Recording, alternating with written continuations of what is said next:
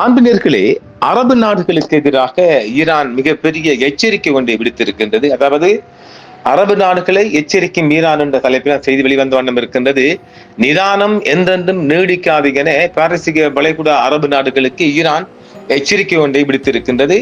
பாரசீக அரபு நாடுகளுக்கு ஈரான் விடுத்துள்ள இந்த எச்சரிக்கை சர்வதேச அளவில், குறிப்பாக மத்திய கிழக்கு பிராந்தியத்தில் ஒரு மிக பெரும் பதற்றத்தை ஏற்படுத்தி இருக்கின்றது.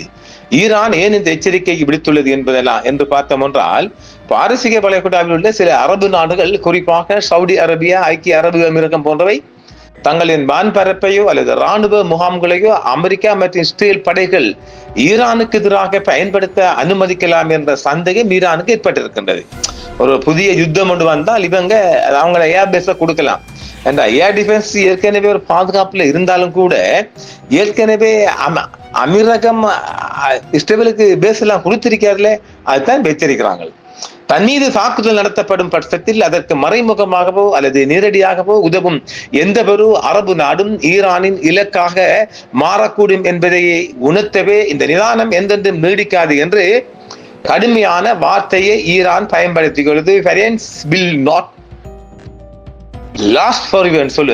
அதாவது எனது இந்த நிதானம் என்றென்றும் நீடிக்காது. நாங்க சொல்றாங்க.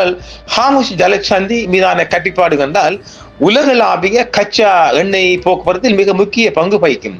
ஹார்முஸ் ஜலசந்தியை ஒட்டியுள்ள அரபு நாடுகளுக்கு எச்சரிக்கை விடுப்பதன் மூலம் சர்வதேச எரிசக்தி சந்தை மற்றும் கடல்சார் வணிக பாதையை தங்களால் முடக்க முடியும் என்ற மறைமுக மிரட்டலையும் ஈரான் விடுத்திருக்கின்றது. இஸ்லாமிக புரட்சியின் தலைவர் அயதுல்லா சையத் முஸ்தபா கமேனியின் மூத்த ஆலோசகர் ஒருவர், பாரசீக வளைகுடா நாடுகள் தொடர்ந்து அமெரிக்க நலன்களுக்கு சேவை செய்தால் நாட்டின் பொறுமை சீர்ந்துவிடும் என்றும் எச்சரித்துள்ளார். முகமது மக்பர், ஈரான் பல ஆண்டுகளாக பாரசீக வளைகுடா அரபு அண்டை நாடுகளை நண்பர்களாகவும் சகோதரர்களாகவும் கருதி வந்தது. ஆனால் அவர்கள் ஈரான் மற்றும் பலஸ்தீனத்தின் எதிரிகளுடன் கூட்டணி அமைக்க தேர்ந்தெடுத்துள்ளனர் என்று கூறினார். இது அமெரிக்காவும் இஸ்ரேலிய ஆட்சியையும் தெளிவாக குறைக்கிறது. தங்கள் சொந்த சுதந்திரத்தை முன்கூட்டியே விற்று அவர்கள் தங்கள் நிலங்களையும் வீடுகளையும் கூட பலஸ்தீன மற்றும் ஈரானின் எதிரிகளின் வசத்தில் வைத்தனர் என்று பாரசீக மொழிப்பதிவில் மொக்பர் கூறியிருக்கின்றார்.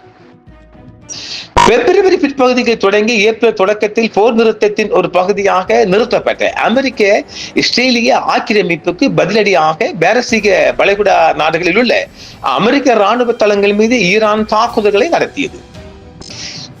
அமெரிக்க இஸ்ரேலிய ஆக்கிரமிப்பின் போது ஈரானின் பெரும்பாலான தாக்குதல்களை எதிர்கொண்ட பாரசீக வளைகுடா நாடுகள், குறிப்பாக ஐக்கிய அமீரகம், ராஜதந்திர வழிகள் மூலம் தெஹ்ரான் மீது அழுத்தம் கொடுக்க முயற்சிக்கும் அதே வேளையில் ஈரான் தங்கள் இறையாண்மையை மீறுவதாக குற்றம் சாட்டியுள்ளது.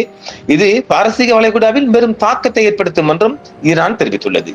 போர்க்கால ஐக்கிய அரபு அமீரக பயணத்தை நெதன்யாகு வெளிப்படுத்திய பிறகு ஈரானுக்கு எதிராக இஸ்ரேலுக்கு துணை போவது மன்னிக்க முடியாது எனவும் ஈரானிய வெளியுறவு அமைச்சர் மிகப்பெரிய எச்சரிக்கை ஒன்றை விடுத்திருக்கின்றார். போர்க்கால ஐக்கிய அரபு அமீரக பயணத்தை நெதன்யாகு வெளிப்படுத்திய பிறகு ஈரானுக்கு எதிராக இஸ்ரேலுக்கு துணை போவது மன்னிக்க முடியாது என வெளியுறவுத்துறை அமைச்சர் எச்சரிக்கை விடுத்திருக்கின்றார். ஐக்கிய அரபு அமீரகம் குறித்து வெளியுறவு அமைச்சர் அப்பாஸ் அரக்சி அவர்கள் தெரிவித்த கருத்து இன்றைய நாளில் ஒரு முதன்மை செய்தியாக வந்து கொண்டிருக்கின்றது.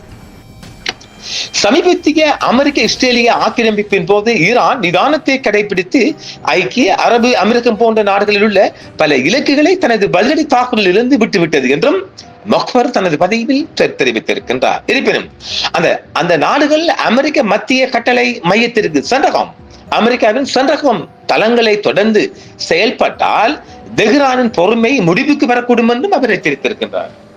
சமீபத்திய முழு அளவிலான போரில் சென்றகம் வடகைக்கு எடுத்திருந்த வலுவான நிலைகளுக்கு இஸ்லாமிய குடியரசு அளித்த பதில் உறுதியானதாக இல்லை. ஆனால் இந்த கட்டுப்பாடு நிச்சயமாக நிரந்தரமானது அல்ல என்றும் அவர் கூறியிருக்கின்றார். அதாவது ஈரானின் இது என்ன சொல்ல வருது என்றால், ஈரான் மீது அமெரிக்கா இஸ்ரேல் தாக்குதல் நடத்துகின்ற போது அரபு தேசங்கள் தங்களது நிலப்பகுதிகளை அல்லது வான் பகுதிகளை நீங்கள் அவர்களுக்கு கொடுக்கின்ற போது எங்களது பதிலடி மிகவும் மோசமாக இருக்கும் என்றும் ஈரான் சொல்லாமல் சொல்லுகின்ற எச்சரிக்கையாகும். அதாவது ஈரானுக்கு எதிராக அமெரிக்காவும் இஸ்ரேல் நடத்துகின்ற எதிர்முனை தாக்குதல்களுக்கு உங்களது ஏர்பேஸை கொடுக்கின்ற போது அல்லது நிலப்பரப்பை கொடுக்கின்ற போது ஈரான் தக்க பதிலடி கொடுக்கும் என்று சொல்லுகின்றது. ஏற்கனவே நாங்கள் கொடுத்தது ஒரு பதிலடியே கிடையாது என்றும் இனிவரும் காலங்களில் நாங்கள் தக்க பதிலடி கொடுப்போம் என்றும் ஈரான் சொல்லுவது என்பது இது வளைகுடா தேசங்களில் மிக பெரிய ஒரு அச்சத்தையும் ஒரு அதிர்வலைகளையும் ஏற்படுத்தி இருக்கின்றது என்பதுதான் உண்மை செய்தி. பார்க்கலாம். தொடர்ந்து இன்னும் ஒரு மிகப்பெரிய உலகை அச்சுறுத்தும் செய்தி வருகின்றது. நாளை காலையில் சந்திப்போம் நேர்களே. என்றும் உங்களுடன் சன்ரைஸ் இந்தியா டிவி சப்ஸ்கிரைப் பண்ணுங்கள், பெல் பட்டனையும் கிளிக் செய்யுங்கள். உங்கள் ஆதரவே எங்கள் சேவை. ஆதரவு தாருங்கள், அரவணைப்போம். மறக்காம சர்ப்ரைஸ் பண்ணுங்க. தேங்க்யூ.